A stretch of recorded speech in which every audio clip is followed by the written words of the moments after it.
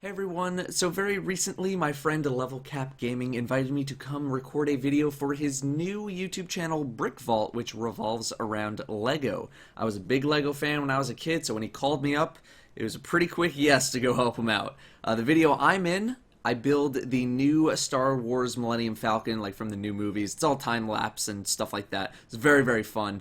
The video is a little cheesy with the jokes, it's designed for kids and parents in mind, so. But anyway, if you're interested, check it out. Links in the description, or you can click on my face, whatever. Thanks, guys. Enjoy the video. Hey guys, so patch 2.0 hit, and it was quite a doozy. A lot of new stuff added to the game, and so I just wanted to give my first impressions of the patch and my first impression of where things are headed. So overall, I think the patch is great, although I do have a couple of problem spots.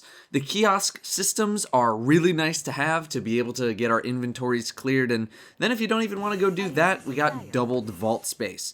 I deleted my second Titan for a hunter, so now I'm 1-1-1, and did a little bit of leveling up to check out the new quest system and the new ghost voice as well. The new leveling and quest system flows much better. In year 1, if you didn't keep up with your bounties, you would very quickly eat up all the story content and would end up very underleveled. In this new system, your level keeps up with the content very well, or at the very least it has so far up to about level 9 or 10 or so. It's very nice knowing that I can probably just keep going, level up to whatever I want to level up to, and the story content will actually get me to level 20 as opposed to racing through all the missions only to be level 17 or level 18 without having done a ton of bounties. The quests make it all linked together much nicer as well. The ghost voice has been a pretty polarizing topic of discussion among the community. I think the ghost voice sounds more like what a ghost might actually sound like, but there definitely have been lines spoken that I preferred were spoken by Dinklage, and there have been lines that I preferred were spoken by Nolan North. The "We've awoken the hive" line from North leaves a lot to be desired. I know that's a fan favorite line. Both have their draws, both have their negatives. I don't mind it, but there definitely have been times where I question the things said and the tone of the thing said. It partly has to do with the overall writing as well. It's not stellar. As for the weapon balance changes, we'll start with PvE, and I didn't really have too much of a problem with anything. Shotguns in PvE were way too good, so I guess I didn't mind seeing them get knocked down a peg, although I will miss their power. Auto rifles feel stronger, and so do pulses, which is great. Hand cannons require you to be a bit closer now, no more sniping, so there's going to be some practice required to get familiar again with the efficient ranges of where hand cannons are going to be really good and not so good. Let's get to a big part of the patch though, the PvP balance. First off, Rift is still every bit as fun as it was during my private sessions with the game mode. It's fun. It's just plain fun. It's a very different style of play that you need to adopt, really heavy on the coordination, but overall, no problems with Rift. However, I know there have been plenty of complaints about respawns because the spawns don't flip due to the nature of the game mode. They can't really flip them, so a team that's getting stomped is just going to be spawn trapped for the whole game, which is unfortunate and definitely could use some looking at.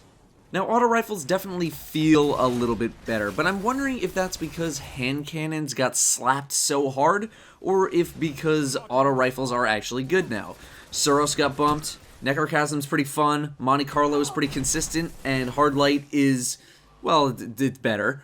However, in my few hours of playing, I really noticed the hand cannon nerfs. They got smacked hard by these changes, very hard. I barely saw any Thorns, any Hawk Moons, and I saw a few last words.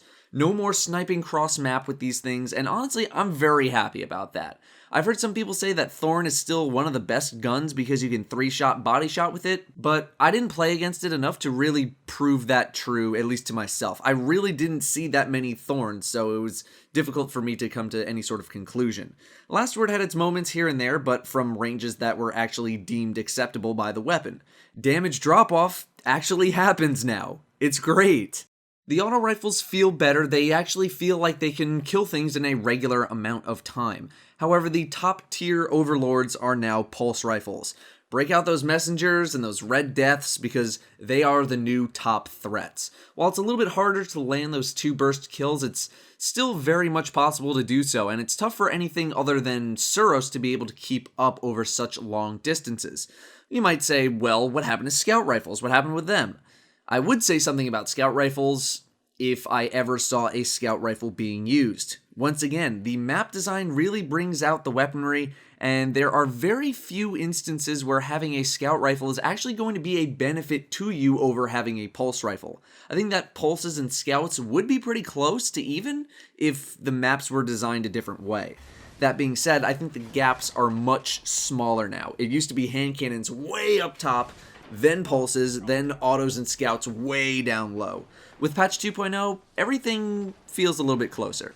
Certain weapons feel like they have certain advantages over others given the scenario. This is all, of course, only based on 1 day of play, but hey, that's why this is a first impression. Now for the not so good. Shotguns are still a complete joke and a complete menace. I wasn't expecting them to go away completely, mainly because the only thing about shotguns that was actually being nerfed was shot package and rangefinder. I can safely say that the shot package nerf did close to nothing. Instead of dying 99 out of 100 times, I died maybe 96 out of 100 times. Same goes for me killing people. Fellwinters, Matador, Party Crasher, it doesn't matter, all of those guns are alive, and very well. So while hand cannons got hit with the nerf bat that they deserved, shotguns simply got a couple of hairs plucked out of their heads. The best thing they could do for shotguns, for starters, is just get rid of shot package and get rid of rangefinder. You just don't need them in the game, because if they exist in any sort of capacity, they're going to be the default option, period. Any amount of extra killing potential is going to be the choice. Beyond that, I really would not mind seeing a chunk of impact just get sliced off the top tier shotguns. Just end this stupidity. The other thing was Blink. Now it did get nerfed. I've been told that weapon readiness is much slower after blinking. I've been told by players who actually use Blink and Blink Shotgun that it feels nerfed, and I believe them because most of them are very good PvPers. But god damn if I don't notice a single difference with Blink Shotgun. I don't. I didn't notice one iota of nerf. I was getting Blink Shotgunned everywhere. I felt no difference. It feels like when I say that stuff like Shoulder Charge isn't overpowered because I use it all the time and I usually eat a shotgun blast to the face, but people tell me it's OP anyway. I know that it's not, but of course my perspective and my experience changes the outlook. I'm not the best player in the world. I know that. I'm very far from it. And plenty of people have told me that they've been able to defend against Blink Shotgun a little bit better with the patch. But for the average player, I don't think they're seeing much of a difference at all when trying to fight against it. And given that the 2 classes that can blink also have extended range melee attacks, most can just finish off an enemy that doesn't die with a melee attack anyway. However, I don't think Blink Shotgun is as much of a blink problem anymore, so much as it is a weapon balance and map problem. The maps are just too good for utilizing that kind of playstyle still. There's still so many tight corridors and blink height level jumps in these maps that just beg the question, why the hell wouldn't you use Blink Shotgun? You'd be dumb not to because the maps suit it so well. Anyway, that's all I'm going to say about that. Like I said, first overall impressions are very good. Loved all the UI changes, the quality of life changes, the quest redesign.